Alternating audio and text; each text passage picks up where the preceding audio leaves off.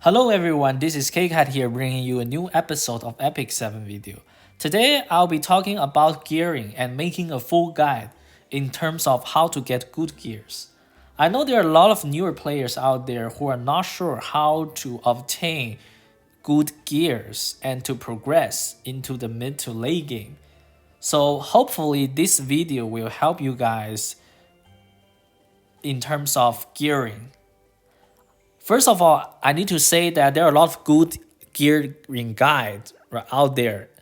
I highly recommend you to watch Dr. Squirrel's gearing guide because when I first started off the game, I learned a lot from his guide. So if you are interested, please go ahead and watch his guide. In my video today, I will be also talking in details about different aspects of gearing.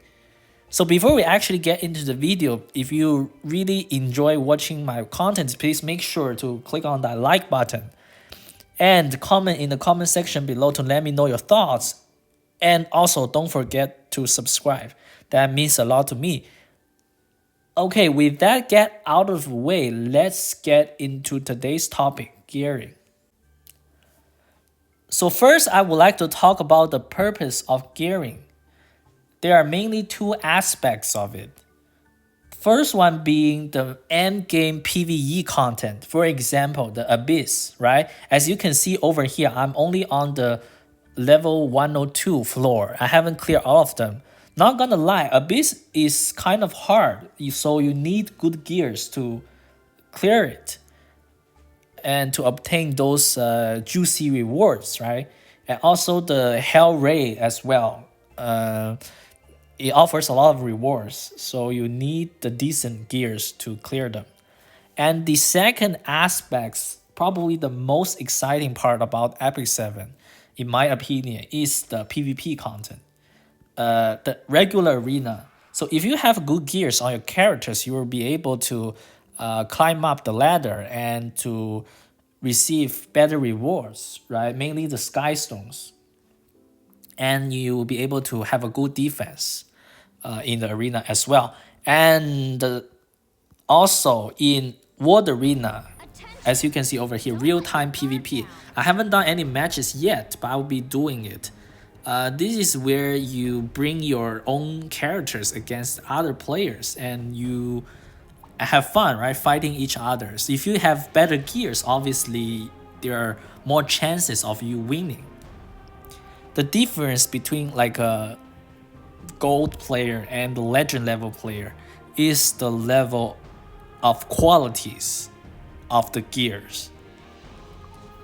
So hopefully by this time you already understand the importance of gearing. So let's get into it.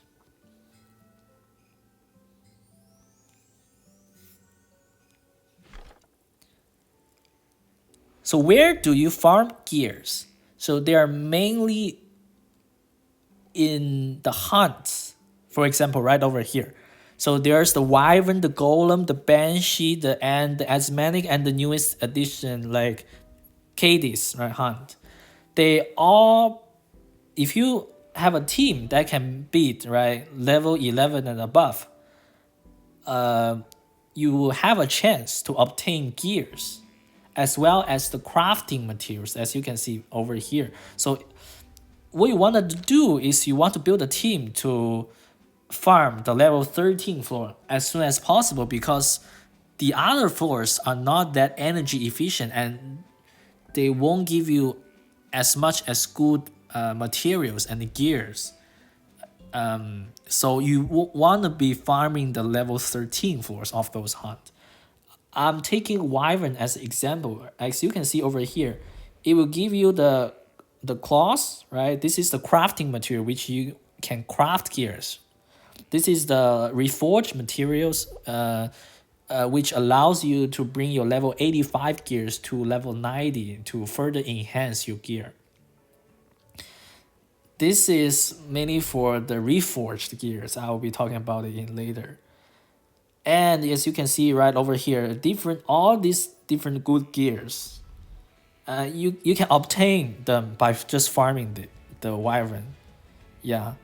But mainly you'll be farming for the crafting materials because this allows you to craft more gears. And for newer players out there, I highly suggest you to farm Wyvern Hunt first. Even me as a more end game player, I farm Wyvern all the day.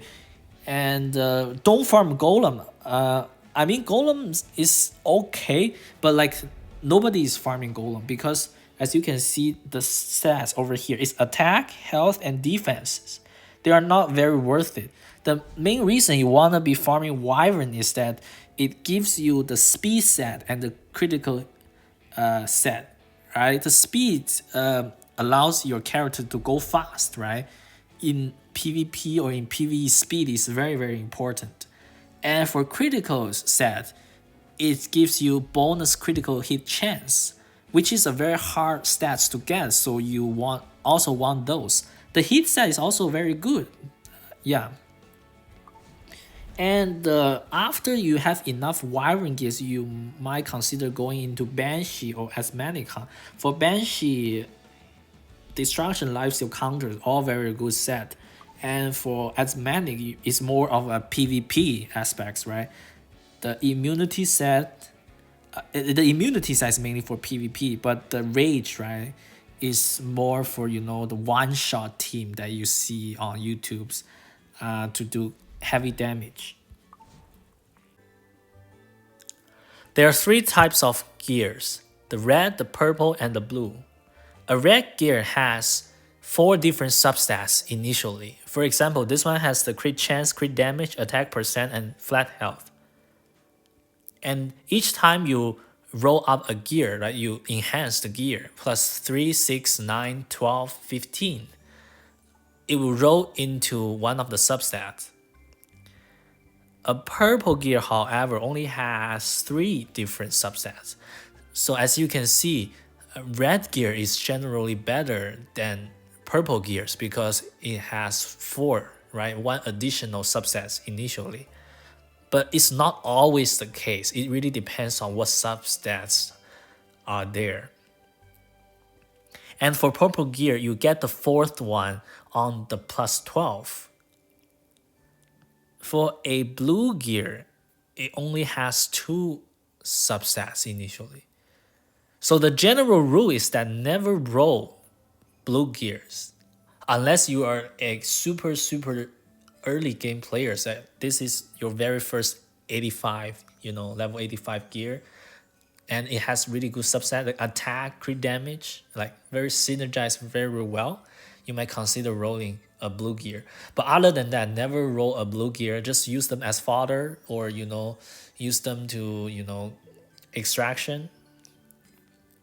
For example, the way you extract gears is like this: you click on the arrange, and you click on the gear you want to be extract, and you click on the extract, and then boom, it's gone, and it becomes the extraction material, which later on you can use them to reforge, not really reforge, but to craft, right? The level 85 red gears. So for the general rule is that if you have enough gold, right, and also enough powering up materials, then I would suggest you to extract the speed set and the crit set. Personally, I don't extract any hit set because I really don't like hit set.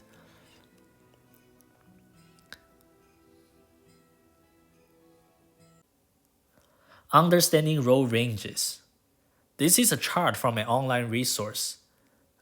If you want to take a look, I have a link in the description below, and feel free to do so. We are mainly looking at the middle section right over here, the level 72 to 85 gears. So each time you level up a gear plus 3, 6, etc., one of the substats will go up. And this chart summarizes the possible amount it will go up. For example, the attack, defense, and HP, the minimum amount is 4%, maximum amount is 8%. For speed, the minimum roll is 1 and the maximum roll is 4. For example, if you have a 4 speed sword initially, And at +3, if it's a minimum roll, then it will become a 5-speed sword. If it's a maximum roll, it will have 8 speed on it. So that's already a huge difference. So the general rule of thumb is that if you see gear roll into a minimum roll, you might consider throwing the gear away, even though it's a very, very good gear with perfect subs, right? Red gear. Say if you roll like 2 minimum rolls, then you probably don't want it. And all the good gears are rolled very, very high. For example, they're rolling 8%, another 8% in attack, right? Or like for speed, it's like all 4 speed, 3 speed, right? So if you see like a lot of minimum rolls, you might consider throwing that gear away. Stats and set synergy.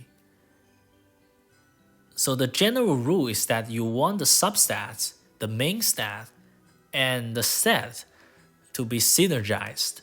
For example, this sword, it has a crit damage, crit chance, attack, and ER. So the ER here is useless.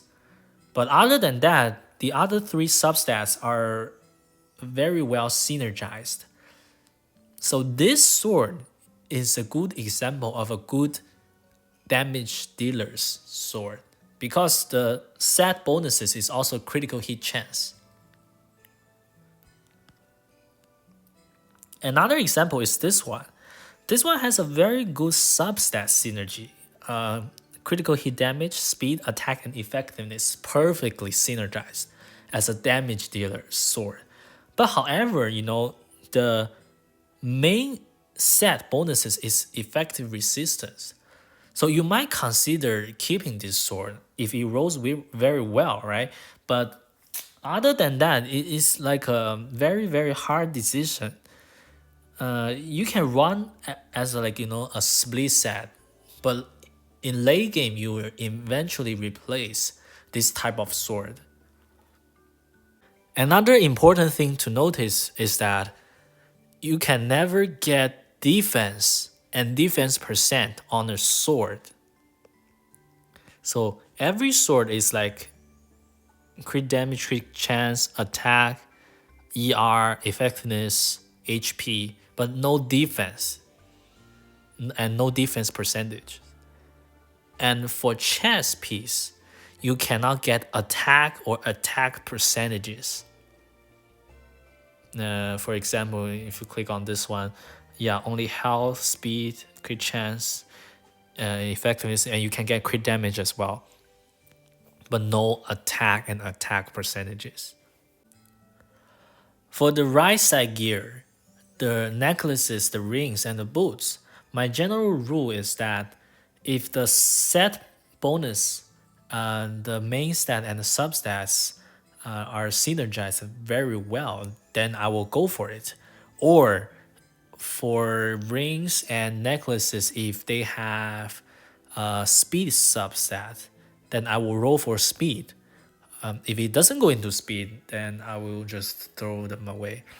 For example, this one right over here, it has a 3 speed in it, but like 2 substats are flat, which are not good. So I will just roll +3 to see if it goes into speed or not. If it doesn't go into speed, then I will just throw it away. Something you want to notice is that for a hero like Tamarind has really low base health.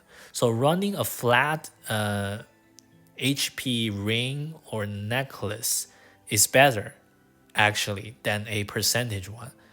So you might consider rolling for those, right, in that situation. But you really need to check online which hero has that type of situation. And for boots, honestly, you always want speed boots because in PvP or in most of PvE, if your hero is too slow, then you won't get a turn and it's not good. And for attack boots, right, you want really heavy hitting substats. Like for example, this one 33 crit damage with attack. So this will be like a slow cleaver spoot. And other than that, there are situational weird piece like this one. A flat attack, but the substats are crazy good. So you might also consider keeping. But generally, you want to run speed boots, or unless your heroes are very tanky, like a Roana or like a General Purgus, you can run defense percent or HP percent boot for those hero. But like flat stats are mainly just for fodders. Let's see crafting in action so that you get a better understanding of how I normally take or throw away certain type of gears.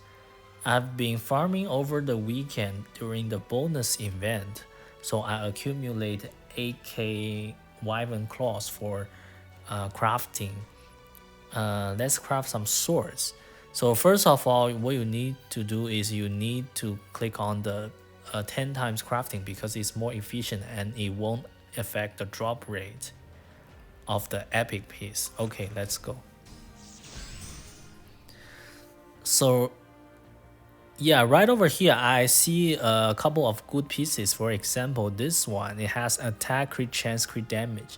Crit damage is kind of low because it's only 4%. Max roll is 8% initially. But other than that, this is a very good piece. So definitely a keep, right? And we're gonna roll on it to see if it actually roll high. If it roll really low, this might be a sell, or it all roll into HP, so it might be a sell.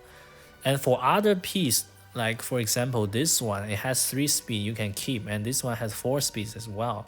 So you want to keep all the pieces with speed to roll for speed. For example, this one, the ER and effectiveness are kind of scuffed though. It's not a very good combination, but if it all goes into speed, it can still be a very good piece. Same for this one, it's either speed or nothing, because it has like a flat HP right there.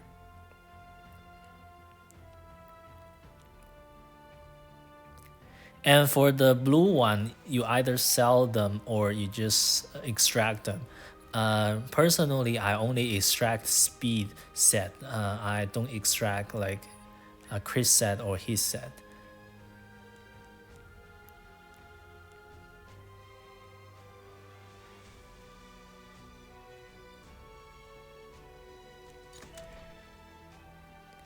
So we log all the ones that we want, and then we get rid of the thing that we don't want.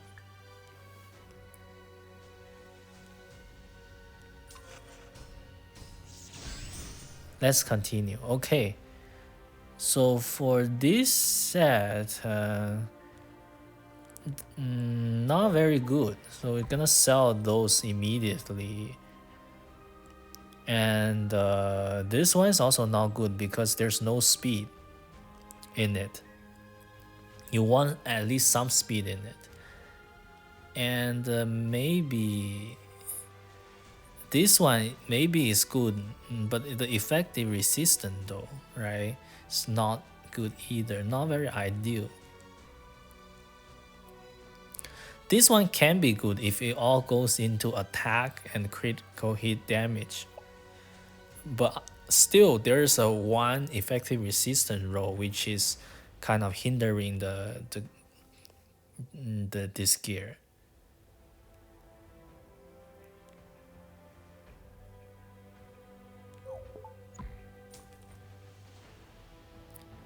This one has all low roll, but for a newer player, this piece can actually be good because it has the crit damage, the attack, and the HP.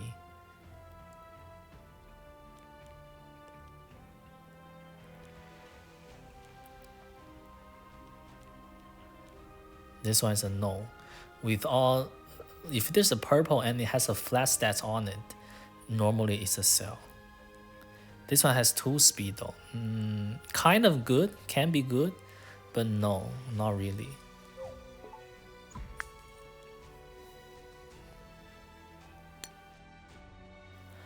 How about we craft some chess pieces? So for chess piece, remember you cannot get attack or attack percentages. As always, you want to keep all the ones with speed in it, especially 3 speed up. I see 2 4 speeds right over here and the 1 3 speed, so I lock them immediately. And that 2 speed is also good because it has like a very good synergy, defense and HP percentages. This one can also be good because it's all defensive stats. And for the ones with 1 flat in it, you normally want to throw them away, especially if they don't have speed. And these are all like not good ones, so you want to throw them away as well.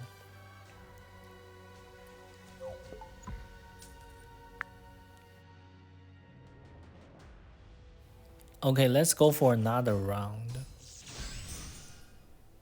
Okay, a lot of speed pieces, and we're gonna lock all the speed pieces. And there's actually one really good one. This one, yeah, right over here. Critical hit chance, critical hit damage, and speed. Very nice piece. Although the rolls are low, but this is definitely a keep. Especially if it rolls really high, when you enhance it, it can be a very good piece. And for the rest, they're not good. We're just gonna sell it.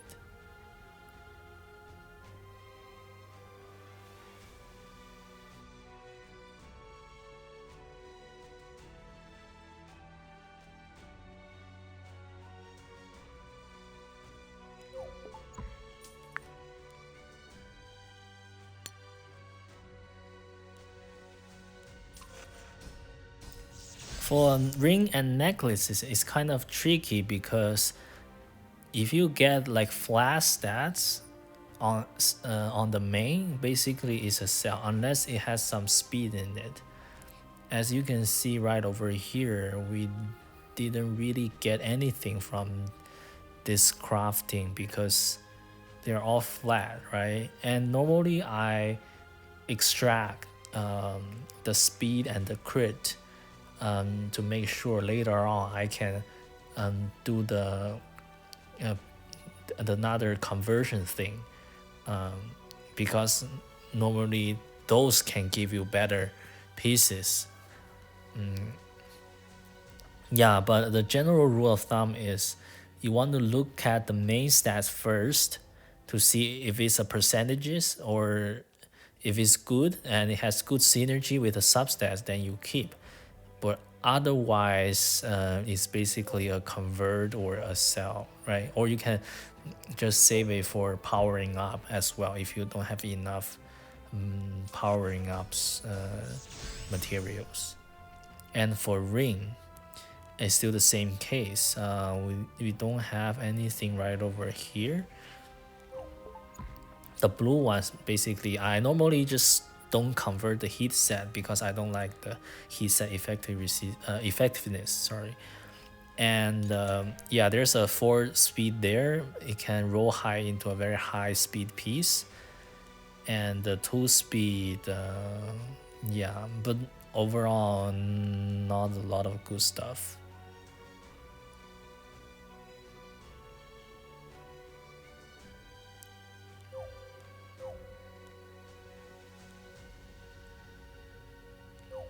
And we sell this one.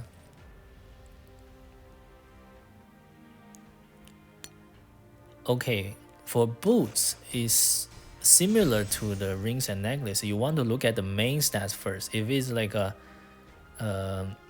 attack or speed, normally you just want those two because attacks for damage dealer and speed is for everyone else. And this one can be good because it has like offensive substats with the HP.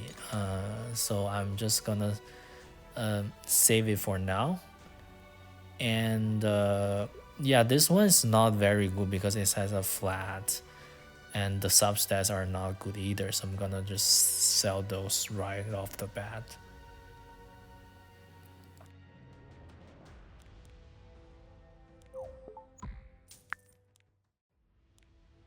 The general rule is that you want to roll to +3 first to see how the gear is rolled.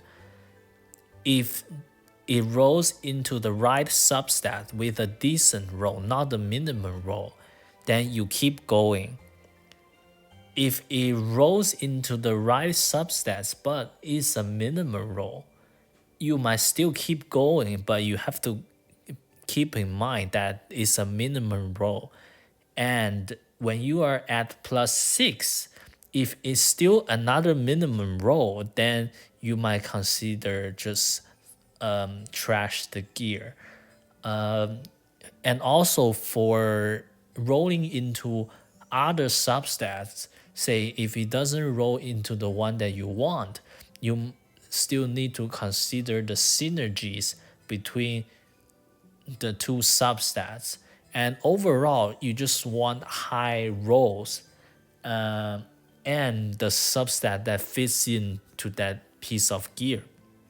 For example, this one I stopped at +9 because it is good, but I think the critical hit damage is a bit low. I think there's a low roll there. And this can be a decent piece, but still not like a godlike piece. And for something, for example, this one right over here. So if you enhance it, it can roll into different things. For example, if it rolls into the health and defense with high roll, and then this can be a decent piece. If it rolls into, average, into crit chance and then crit damage, and this piece won't be that good either. So it can be very tricky, but the general rule is you want high rolls and the right substats. So I wrote this piece without recording. As you can see, a lot of health percentages. This could be a very good piece and definitely a worth keeping.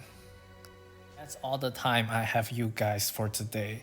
If you find this guide helpful, please make sure to click on that like button and comment in the section below for any questions and feedbacks. And don't forget to subscribe as well. With that being said, I hope you guys all have a great day and I will see you guys next time.